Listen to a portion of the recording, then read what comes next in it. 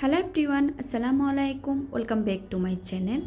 আজকের এপিসোডে আমি আপনাদের সাথে শেয়ার করব বেসিক একটা স্পঞ্জ কেকের রেসিপি।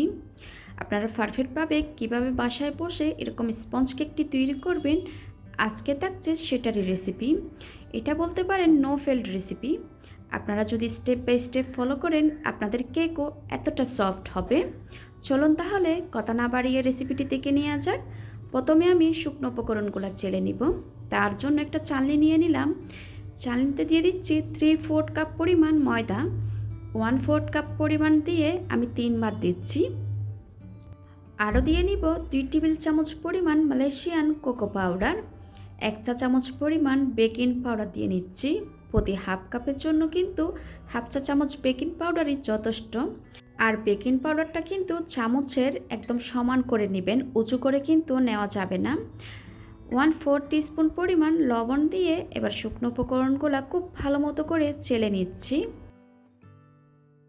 চেলে নেওয়া হয়ে গেলে একটা স্প্যাচুলার সাহায্যে আমি শুকনো উপকরণগুলো খুব ভালো মতো করে মিশিয়ে নিচ্ছি। আপনারা চেষ্টা করবেন এই শুকনো উপকরণটা 2 থেকে 3 বার চেলে নেওয়ার জন্য।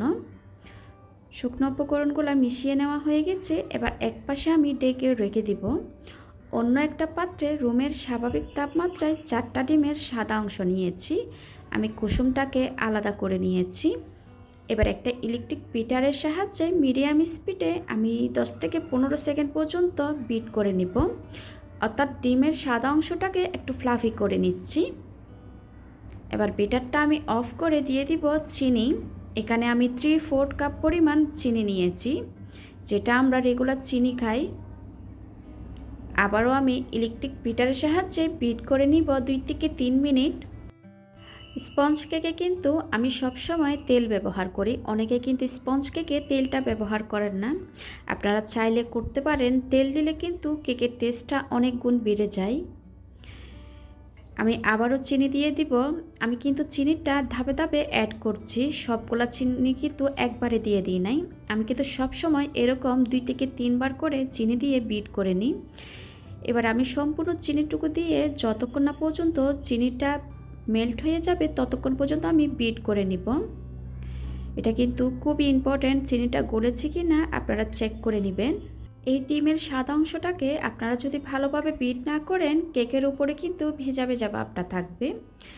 ডিমের ফোমটা যখন এইভাবে সাদা ফোমে পরিণত হবে বিটারটা অফ করে ডিমের কুসুম দিয়ে নিচ্ছি। আরও দিয়ে নিব 2 টেবিল চামচ পরিমাণ রান্নার রেগুলার তেল, যেটা আমরা সয়াবিন তেল খেয়ে থাকি। 1 চা চামচ পরিমাণ ভ্যানিলা এসেন্স দিয়ে নিচ্ছি। আপনারা চাইলে এরকম চকলেট ইমালশনগুলো দিয়ে নিতে পারেন। আমি কিন্তু ভ্যানিলা এসেন্সটা দিয়ে থাকি। আবারও বিট করে নিব 15 থেকে 20 সেকেন্ড পর্যন্ত। এই পর্যায়ে কিন্তু আমি ওভার বিট করব না। ওভার বিট করতে গেলে কিন্তু ডিমের ফোমটা বসে যাবে। এই ছোটো ছোটো টিপসগুলো কিন্তু আপনাদের মনে রাখতে হবে কেক তৈরি করার সময়। বিট করা হয়ে গেছে। বিটারটা সরিয়ে নিয়ে আমি শুকনো উপকরণগুলো দিয়ে নিব। শুকনো উপকরণগুলো কিন্তু আমি আরেকবার চেলে দিয়ে নিব। এবার অল্প পরিমাণ শুকনো উপকরণ চেলে নিয়ে একটা হ্যান্ড হুইক্সের সাহায্যে আমি আলতো হাতে ফোল্ড করে করে মিশিয়ে নিচ্ছি। এটা কিন্তু একদিক থেকে ঘুরিয়ে ঘুরিয়ে শুকনো উপকরণটা মিশাতে হবে। আপনারা যদি উল্টাপাল্টা করে মিশান ডিমের ফোমটা বসে যাবে, তখনও কিন্তু কেকটা অনেক বেশি ফুলে গিয়ে ঠান্ডা হওয়ার পর চুপসে যাবে।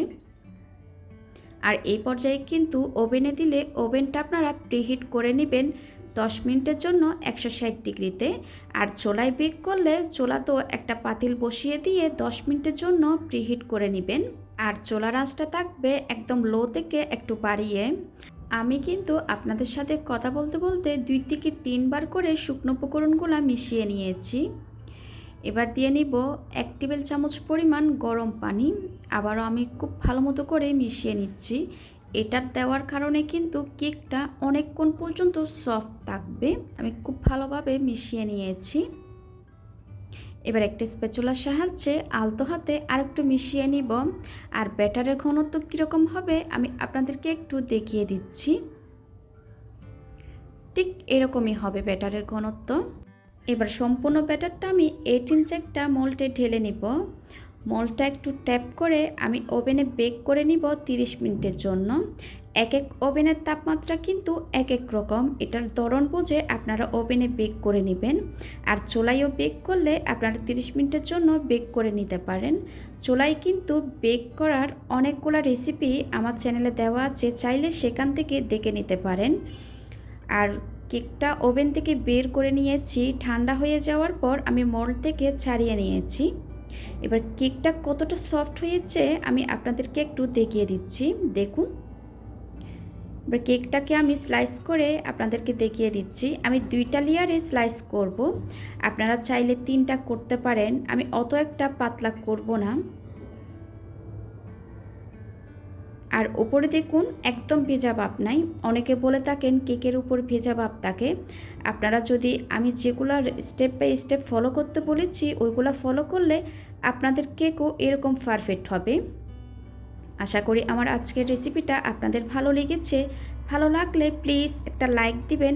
আজকের মতো বিদায় নিচ্ছি। সবাই খুব ভালো থাকবেন। আল্লাহ হাফেজ।